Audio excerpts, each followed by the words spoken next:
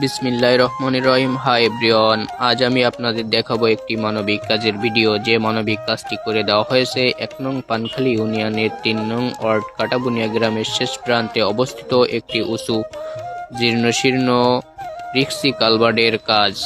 এই কালভার্টটি বিলের ভিতরে হওয়ায় দীর্ঘ বছর ধরে অকেজো অবস্থায় পড়ে থাকার পরও স্থানীয় জনপ্রতিনিধিদের নজরে না আসায় কোনো মানবিক কাজ এখানে করা হয়নি। তাই অবশেষে স্থানীয় জনসাধারণ এবং কৃষকের মৌসুমি ধান স্থলপথে আনা নেওয়ার সুবিধার্থে আদর্শ সমাজ কল্যাণ যুব সংঘের সম্মানীয় সভাপতি জনাব রাজিবুল আলম সম্রাটের উদ্যোগে কিছু সংখ্যক সদস্যদের নিয়ে এই মানবিক কাজটি করে দেওয়া হয়।